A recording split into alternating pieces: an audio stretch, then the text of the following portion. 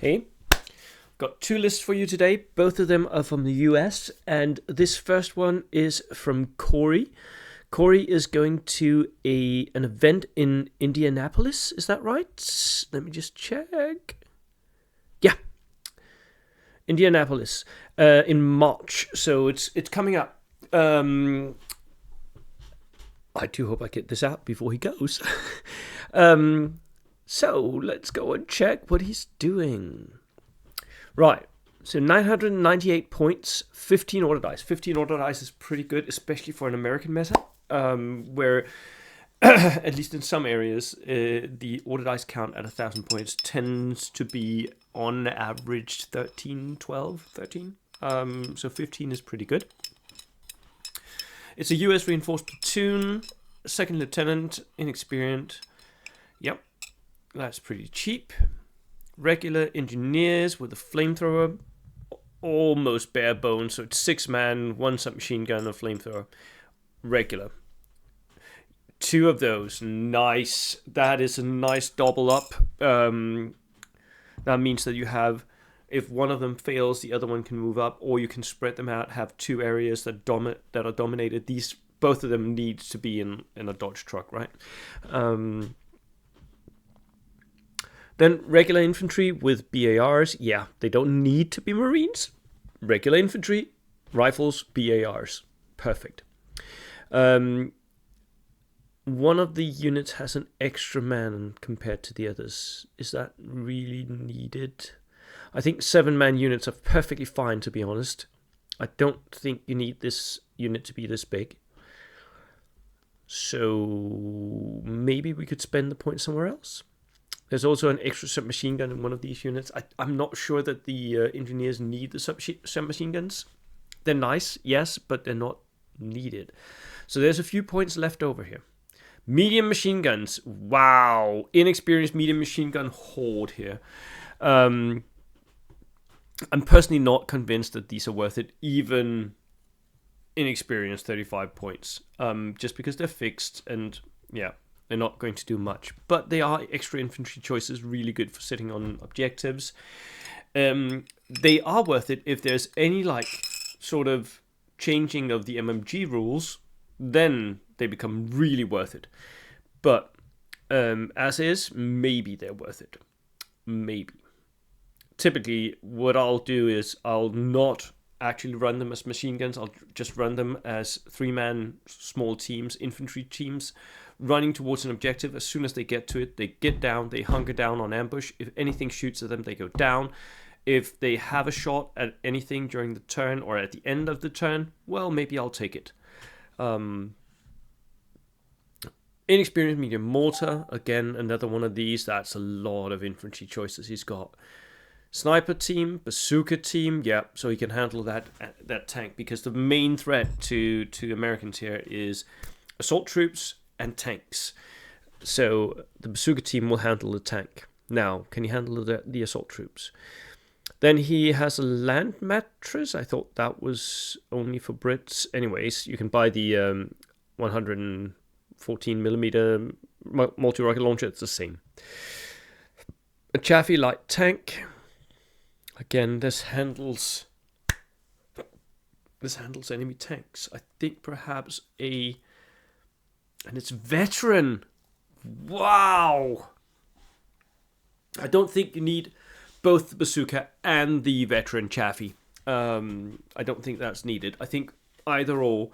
Ideally, I would run with the bazooka and then a M3 Stuart with the upgunned, the Dakar Stuart. Because the Dakar Stuart deals with infantry assaulters, whereas the bazooka can take care of the enemy tank. And if you're just running single platoon, if the enemies are also running single platoon, they'll have 1 tank, maybe 1 armored car. So the bazooka is plenty to deal with that. You don't need the Chaffee. It is nice, though. It's really nice having a veteran gyro-stabilized medium anti-tank gun with recce that can just run up, kill something, and then if anything shoots at it, whoop, I'm away. That's brilliant. And you got 1 Dodge truck. You need 2. Yeah, I would cut the Chaffee. I'm sorry. I'm sorry. You need 2 dodges, 1 for each of your engineers. Otherwise, they're not a threat. So there is a lot of good to be said for this. There's a lot of good to be said for this, but yeah. I just don't think the Chaffee is right for this platoon. I think you need something that deals with infantry better. Sorry. Maybe even a Sherman 105 with the howitzer shell straight on those Gurkhas once they come a-knocking. Right, so that was the first one. The second one here is from Aaron, also in the US, but from, where is he from? Mid-Atlantic region. So he's going to Operation Roundup, which I haven't heard of, okay, cool. I don't know where that is. Mid-Atlantic region, okay. But it doesn't say which state. Anyway, so he writes that he's taking Poles. Let's go see. 13 order dice. See what I told you? Americans, they like 13 order dice at 1,000 points. Right. Second lieutenant, regular with an extra man. Yeah, you can do this, especially if you mount them on horses, which he does. Does he need to be regular, though? I think you could get away with inexperienced. I can't remember if the Poles can take inexperienced lieutenants, but I think they can. Because he's just a pinball machine, right? He runs around using his pistols, shooting at open-top vehicles or whatever, and then if they shoot him back, he'll recce. So, and then cavalry sections. Veteran cavalry section, 6-man with lances. This is the way that Topher of the Juggernauts run his. In my team, we run them regular in odd size numbers, so 7, 9-man units. But you can go these 6-man. They're very, very dangerous. I mean, they're very, even as 6-man units, because you have 12 attacks and tough fighter on top of that. So they're still very, very dangerous, and they are a little bit more survivable, but they are short on bodies. There's a trade-off there. 1, 2, 3, 4, 5, 6. Is that right? No, 5. 5 sections of veteran cavalry. That is hardcore. Ideally, I think I maybe would have wanted one of these units to be regular and then a larger size, because the regulars hit just as hard.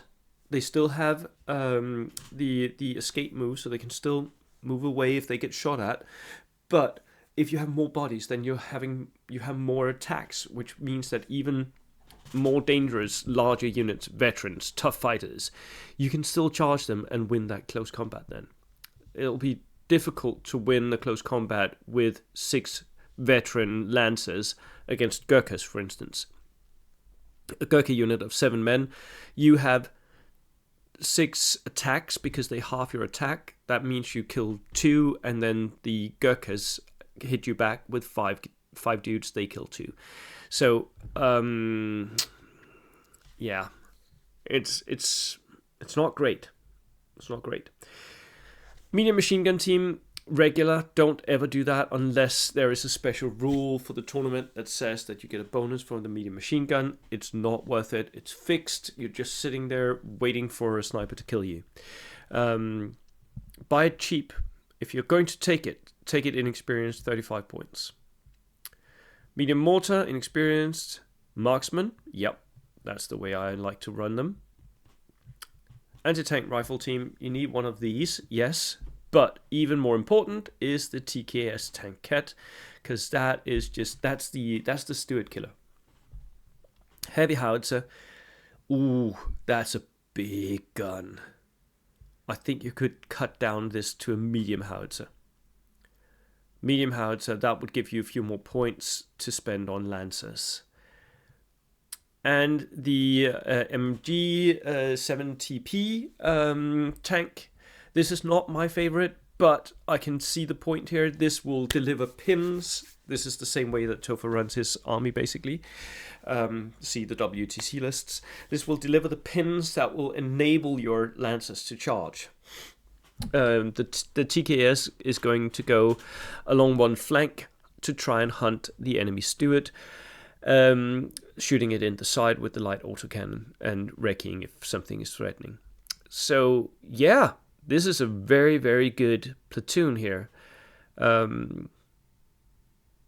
only thing I really wanted to change is I wanted to pull a few points out of the artillery and the medium machine gun team and buy a few more cavalrymen for those points. That's basically what I wanted. So, thank you all for tuning in today, and I will see you in the next video. Cheers.